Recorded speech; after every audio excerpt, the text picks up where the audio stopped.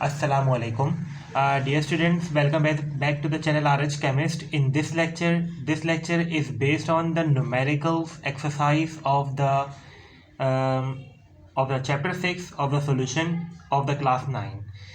So the numericals that are based of about 7 numericals that are based on the formulas regarding the dilution, the concentration, and as well as the amount formula and the molarity. So in the first lecture, in the first question, that is based on what is the molarity of the solution prepared by dissolving 1.25 gram of the HCl gas into the enough water to make the 30 centimetre cube of the solution. अच्छा, अब ये जो numerical है ये molarity के ऊपर base कर रहा है। इसमें आपको सबसे पहले मोलैरिटी का फार्मूला स्टडी करना है कि मोलैरिटी का जो फार्मूला होता है बेसिकली वो क्या होता है। Molarity is equal to the mass of solute जो कि ग्राम में हो multiply by 1000 divided by molecular weight in gram multiply by volume that is ml और सेंटीमीटर क्यूब। ठीक है, ये इसका फार्मूला होता है। अब जो मास ऑफ सॉल्यूट होता है वो आपका ग्राम में होना चाहिए और मल्टीप्लाई बाय 1000 ये फार्मूले का हिस्सा है। मॉलिक्यूलर वेट आप जिस भी कंपाउंड का इस्तेमाल जो भी कंपाउंड है उसका मॉलिक्यूलर फार्मूला यानी कि मॉलिक्यूलर वेट जो होता है वो और वो उसका जो वो कितने वॉल्यूम में है यानी कि वो ml में हो या सेंटीमीटर क्यूब। अच्छा, 1 ml 1 सेंटीमीटर क्यूब के बराबर होता है यानी कि आप ml कह दो या सेंटीमीटर क्यूब कह दो बात एक ही है। 1 लीटर 1 डीएम क्यूब के बराबर होता है यानी कि लीटर या डीएम क्यूब कहते हैं बात एक ही होती है। एमएल कहते हैं सेंटीमीटर क्यूब कहते हैं बात एक ही होती है। तो इसका मतलब ये हुआ कि जो यानी कि 1 लीटर में 1000 ml होता है ना, तो जाहिर सी बात है 1 डीएम क्यूब में 1000 सीएम क्यूब होंगे क्योंकि डीएम क्यूब कहते या लीटर कहते बात एक ही है या सीएम क्यूब या एमएल कहते बात एक ही है। ठीक जनाब, समझ में आया। सो अब सवाल कह रहे हैं कि आपको मोलैरिटी निकालनी है कि HCl जो कि एक 1.25 ग्राम था जो कि डिज़ोल्व हुआ किसके अंदर, वाटर के अंदर, जिससे बनाया 30 सेंटीमीटर क्यूब सॉल्यूशन। ठीक है जनाब, समझ में आया, क्लियर हुआ। अच्छा जी, अब क्या है जनाब इसके अंदर कि इसमें आप देख सकते हैं कि जो आपका मोलैरिटी का फॉर्मूला उस तरह से होता है, लेकिन जो मास अगर हमें निकालना हो या अमाउंट हमें निकालना हो तो इस फॉर्मूले को रीअरेंज करेंगे। किस तरह से कि अब ये जो मास ऑफ सॉल्यूट है ना, बेसिकली ये जो मास ऑफ सॉल्यूट है इसको हम लोग बाहर निकाल देंगे और इस मोलैरिटी को अंदर ले लेंगे। तो होगा क्या बेसिकली कि ये जब बाहर आएगा और मोलैरिटी अंदर आएगा तो जो डिनोमिनेटर के जो पैरामीटर्स है वो आपके नोमिनेटर में चले जाएंगे और जो नोमिनेटर के जो पैरामीटर्स है वो आपके डिनोमिनेटर में चले जाएगा। आसान सी बात है, यानी कि मास ऑफ सॉल्यूट बाहर आया, ठीक हो गया, मोलैरिटी अंदर गया, मोलैरिटी अंदर चला गया। अब मॉलिक्यूलर वेट और जो वॉल्यूम था ना ये डिनोमिनेटर में था, ये नोमिनेटर में आ जाएंगे। आप देख सकते हैं कि वॉल्यूम और जो मॉलिक्यूलर वेट था जो कि डिनोमिनेटर में थे ये आपके नोमिनेटर में आ गए, ये आप देख सकते हैं। और ये जो नोमिनेटर में जो 1000 था वो आपके डिनोमिनेटर में चला जाएगा। सही है जनाब, सही, क्लियर है। अब हम मोलैरिटी निकाल लेंगे सिंपली, क्योंकि मोलैरिटी का बोला है आपको। तो इसमें क्या करेंगे 1.25 क्योंकि मास ऑफ सॉल्यूट है आपके ये ग्राम में गिवन है या 1.25 फुट करेंगे। फॉर्मूला का जो 1000 वो 1000 आ जाएगा एज इट इज।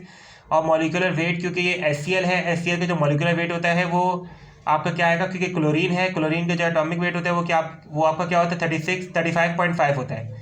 क्लोरीन का जो एटॉमिक वेट होता है वो 35.5 होता है और हाइड्रोजन का एटॉमिक वेट जो है वो 1 होता है। तो 1 + 35.5 ये आपका मॉलिक्यूलर वेट क्या आ जाएगा 36.5 आ जाएगा, यानी कि 1 + 35.5 विल बी 36.5। तो आपने 36.5 अपने मॉलिक्यूलर वेट HCl का रखा और 30 सीएम क्यूब वॉल्यूम था, n ml या सीएम क्यूब बात एक ही है। ठीक है जनाब, तो आपका ml और सीएम क्यूब में रिक्वायरमेंट होती है मोलैरिटी के लिए वॉल्यूम की, तो आपने 30 रख दिया। और आपके जो यूनिट है वो मोल पर डीएम क्यूब कह दो या मोल पर लीटर कह दो, क्योंकि लीटर और डीएम क्यूब बात एक ही होती है। Is that clear? So question number 2 देखते हैं। क्वेश्चन नंबर 2 में कह रहे हैं कि जनाब a solution of potassium chloride was prepared by dissolving 2.5 gram KCl in water and making the volume up to 100 cm cube. Find the concentration mol per dm cube. मोल पर DM cube लिखा हुआ हो या मोल पर लीटर लिखा हुआ हो या मोलैरिटी लिखा हो बात एक ही होती है। ठीक है जनाब, तो ये मोल पर डीएम क्यूब लिखा हुआ है तो इसका मतलब हमें मोलैरिटी निकालनी है। तो ये कह रहे हैं कि जनाब ये जो पोटेशियम क्लोराइड जो कि KCl कहलाता है ये आपका इसके ग्राम मौजूद है KCl, ठीक है, और वॉल्यूम भी गिवन है वो भी सीएम क्यूब में है। ठीक है, यानी कि cm क्यूब कह दो या ml में कह दो, बात एक ही है। तो आप मोलैरिटी का formula as it is put करोगे तो क्या होगा कि 2.5 ग्राम KCl का है और मल्टीप्लाई बाय 1000 क्योंकि फॉर्मूले का है वो आपने लिख दिया। लेकिन यहाँ पर जो मॉलिक्यूलर वेट आएगा वो KCl का आएगा, क्योंकि KCl में पोटेशियम का जो एटॉमिक वेट होता है वो 39 होता है और क्लोरीन का जो यानी क्लोराइड का जो आपका एटॉमिक वेट होता है वो 35.5। तो 35.5 plus 39 will be 74.5। Is that clear? तो 74.5 आ जाएगा और मल्टीप्लाई बाय 100 क्योंकि वॉल्यूम है, वॉल्यूम इन ml हो या cm की वो बात एक ही है। जब आप मोलैरिटी निकालोगे कैलकुलेट करोगे तो आपके सामने क्या आएगी 0.335 मोल पर dm क्यूब कह दो, मोल पर लीटर कह दो, बात एक ही होती है। Is that clear? Now the question number 3। अभी क्वेश्चन नंबर 3 कह रहे हैं जनाब कि आ फ्लास्क कंटेन 0.25 मोलर, यानी कि आप मोलैरिटी को मोलर भी कह सकते हो, मोलैरिटी भी कह सकते हो, मोल पर डीएम क्यूब भी कह सकते हो, मोल पर डेसी मोल पर लीटर भी कह सकते हो, मोल पर डीएम क्यूब भी कह सकते हो, मोलैरिटी भी कह सकते हो और मोलर भी कह सकते हो।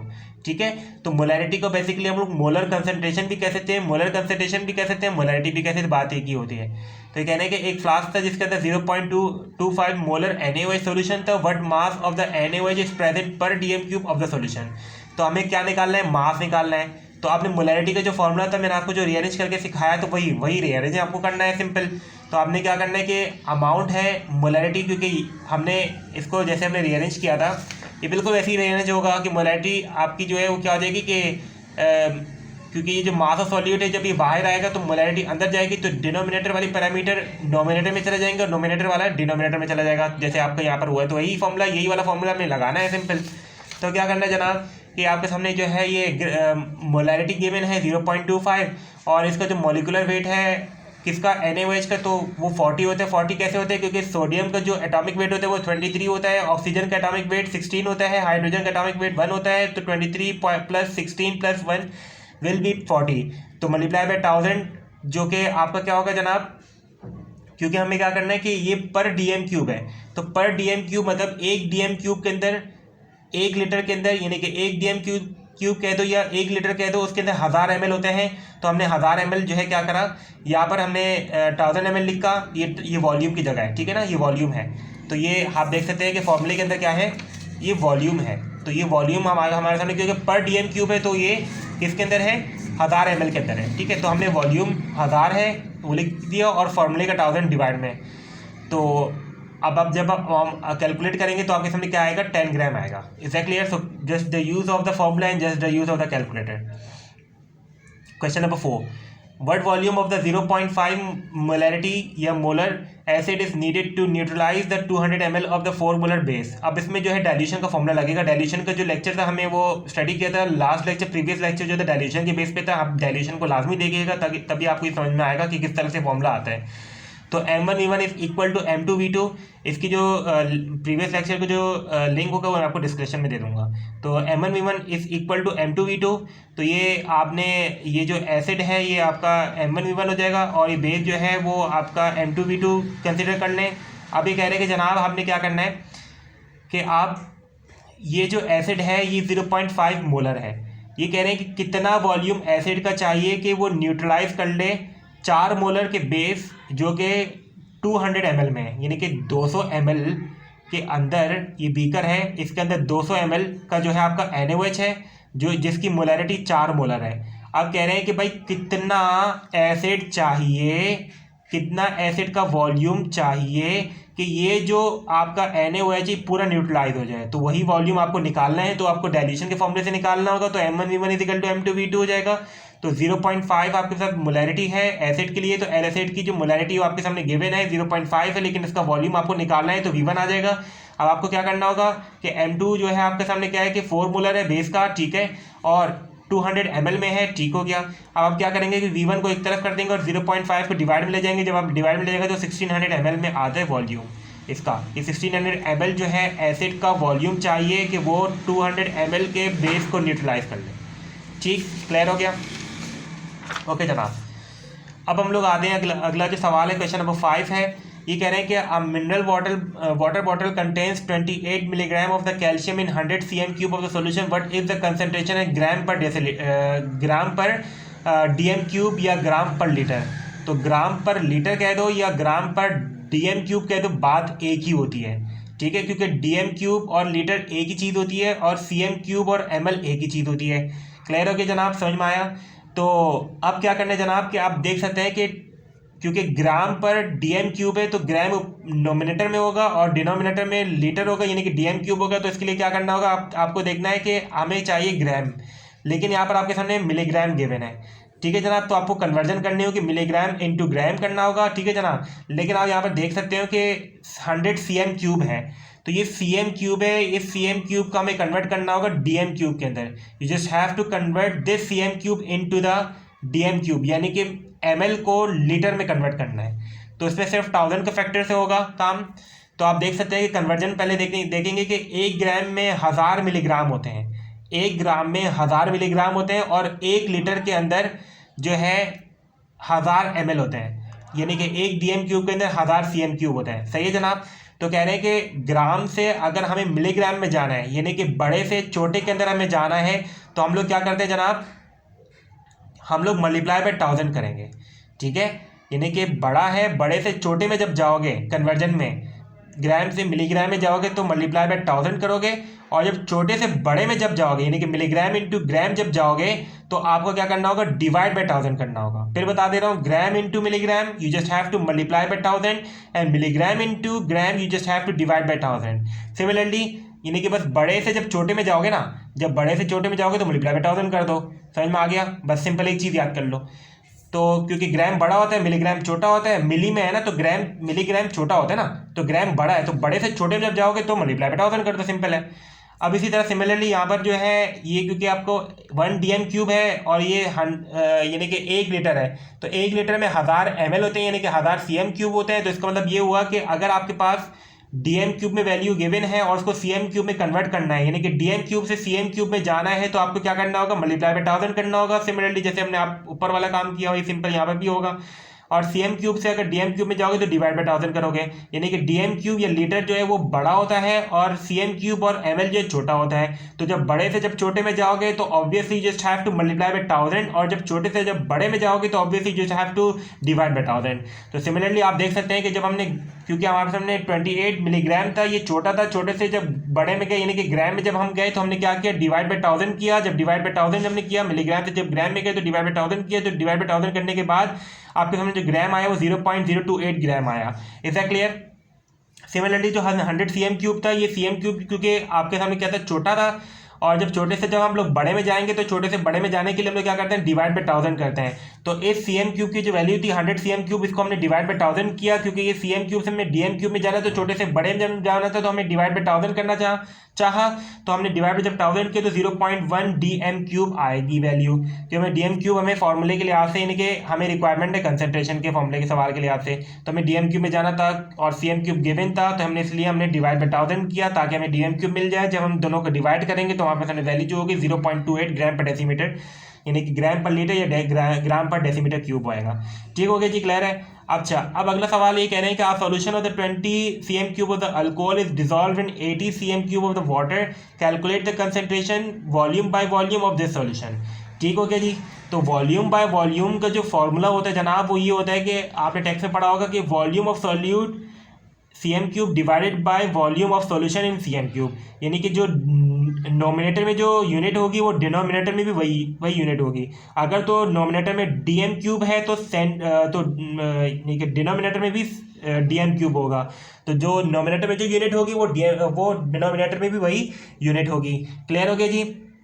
तो सवाल कह रहे हैं कि 20 सीएम क्यूब अल्कोहल था, ये आपका सॉल्यूट है बेसिकली। ठीक है, ये dissolve in 80 CM cube of the water. ठीक है, वाटर सॉल्वेंट है।